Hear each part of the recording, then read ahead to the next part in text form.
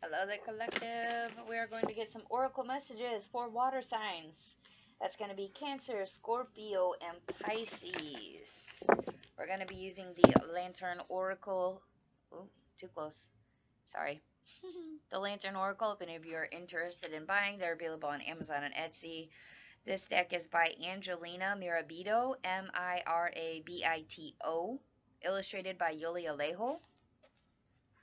They got pretty unique messages in this one, and the cards are absolutely beautiful. Alright, Spirit, let's jump in. What do we got for Cancer? Cancer. Messages for Cancer. Messages for Cancer. Okay. Take the top. Okay, messages for Scorpio. Scorpio.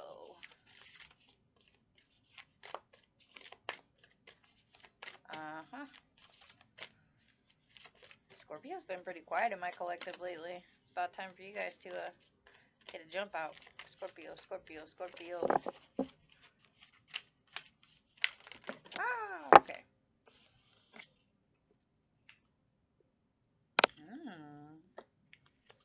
Interesting. Alright, and last but not least, Pisces. Messages for Pisces. Oracle messages the Spirit have for Pisces here. Okay. Oh, interesting. Pisces, you got the same message as Aquarius. In case you wanted to check out other reads that are similar. It is the same reading on this one, but just... Oh.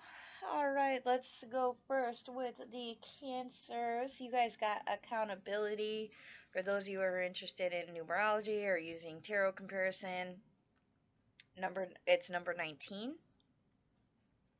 which basically digresses to 10, which is the number of completion. How interesting. Alright, the message on the card is responsibility is a gift of love to ourselves and others. Okay. Okay.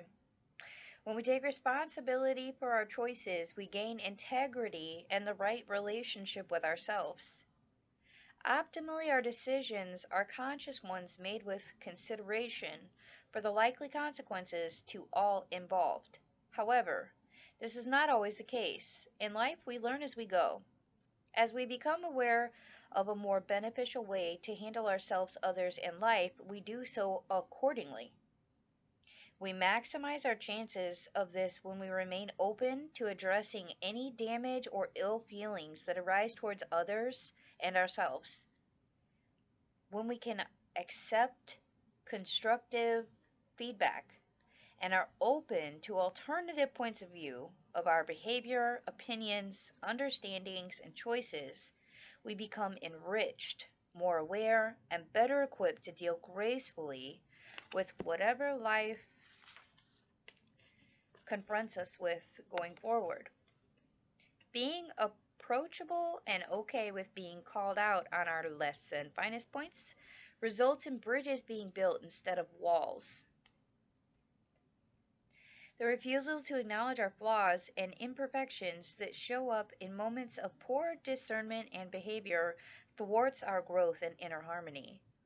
The work required to address our shortcomings can trigger challenging feelings of failure, insecurity, denial, anger, resentment, fear, self-loathing, and shame. When we do not work these uncomfortable emotions, they have the potential to keep us stuck.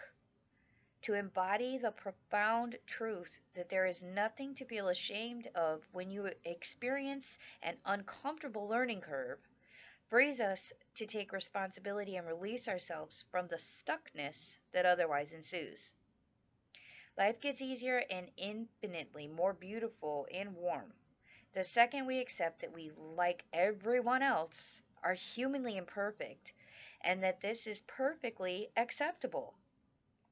Amends and compassion acceptance over our and others' flaws and imperfections heals and strengthens all parties involved. It is also a way to deepen the bonds between ourselves and others. A featured mother assures us that the things we wish we had not done or had approached differently are gifts. They necess- I'm sorry. They are necessary for learning how to do things differently going forward. They are also what makes us increasingly compassionate and understanding of others and their actions. We are not our mistakes, but what we do with them. All of our past choices can be used to help us grow into the truth of ourselves. They help us identify what is aligned with our spirit self in the less obvious places. Accountability is an act of self-love, compassion, and acceptance that benefits all. However, the most important person to be accountable to is yourself. It can be helpful to develop the habit of checking in with yourself each day by asking, what am I doing and why? Is this aligned with my values and self-spirit? If so, proceed. If not, ask yourself, is there another way, a way that feels good and true for me to continue? Or does this behavior, thinking, situation, or person need to go? Do I need the perspective of someone who knows better and is more experienced in this area? Mother's message. When you are accountable, you stand empowered, confident, and with integrity. Okay? All right, Scorpio. You guys got number 4, strength of vulnerability. You flip to it in the book here. The strength of vulnerability. True power lies at the root of a perceived weakness. Feelings of vulnerability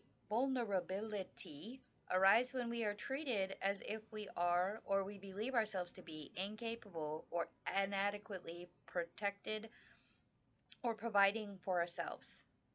It may be that we feed somewhat dependent or insecure in our relationship, intimate, social, or familial, professional, situation, or place. Our vulnerability presents us with the fears and the uncertainty we need to confront and overcome in our personal development. Therefore, what frightens us can be used as the catalyst to discovering our inner resources and the capacity to self-empower and outgrow any perceived limitation. If we listen to the accept our feelings of weakness and what seems threatening, we can identify effective ways to prepare and learn to support ourselves to survive them, master them, and thrive beyond them. As the maiden, you are the warrior. Your life experiences and current resources are not random, but perfectly equip you to take on whatever makes you feel vulnerable. You are the threshold of realizing your inherent strength. To know what you are capable of involves daring to experience the full spectrum of yourself. This includes exploring what you believe or not. It could help you to ask yourself, how would I handle this situation if I did not feel inadequate? In what ways can my current feelings of vulnerability be perceived as a strength? Write down your answers before further asking yourself, how can I creatively mobilize this strength to make me feel confident in taking the necessary steps to confront or navigate my way through beyond what feels threatening to me? The maiden encourages you to recognize your vulnerability as a training ground for developing the necessary skills, resources, and support network to gain a sense of self-mastery and strength over any perceived weakness. Maiden's message: your vulnerability is where you recognize your power. Okay? Okay. Pisces, you guys got inner integration here. Number 40.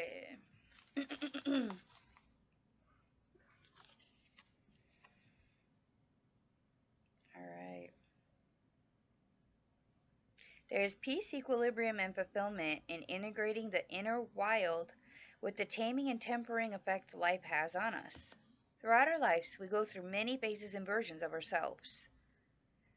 We explore different roles, terrains, experiences, and company.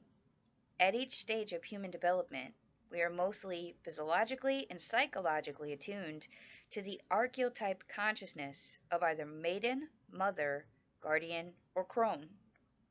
Broadly speaking, each archetypal energy is a life stage of cognitive window that shapes and contains the ways we are capable of perceiving, processing, and engaging with life throughout this phase. Each facet or version of ourselves is in and of itself incomplete, wild, raw, and uncut, so to speak, especially upon entering into a new life phase. We learn to find our way and adjust as we go. This takes time, experience, and increasing maturity tame us as we slowly master maiden, mother, guardian, and crone energy. Eventually, our raw edges get worn down to a smooth surface, and we become increasingly adept at recognizing the red flags in which battles are necessary to fight. Drawing the card of the crone's blessing is it represents that you are ready to advance further in your self-integration. This may be a time for gaining much peace and appreciation from reviewing each stage of your life up until this point. During this period of self-reflection, journal the significant events, people, preoccupations, and epiphanies that stand out for you. Notice how they have influenced different versions of yourself. Highlight all of the traits that you love about each version and whether they seem to have faded. For example, the energy and wonder of your youth, the bold conviction of your teens, the openness, love, and idealism of your young adulthood, or the self-knowledge, confidence, and insight of the guardian. A featured crone offers to hold you in her serene consciousness while you imagine your spirit life as the light and your lifespan as a kaleidoscope. It does not matter which way you turn the knob, which color arises, or how the patterns emerge and dissipate. It is always the spirit self that shines its brilliant light through. If the kaleidoscope of your life has ever been tampered with in ways that seemed to block your light, look again. Your light has always illuminated and glistened through what clouded in. Should your light ever be tampered with in the future, always remember that your spirit self continues. It cannot be extinguished. Every color, experience, and facet of you is always present and available to be expressed, translated, and integrated through the kaleidoscope of your life and body. Crone's message: integrate what you love and what continues to resonate from previous versions of yourself. Live the harmony of your wild life through your tame. Okay? Alrighty, guys. Those are the oracle messages that I have for y'all. If it resonated, please hit the like, share, or subscribe buttons. I appreciate all of your love and your light, and I wish y'all peace and prosperity.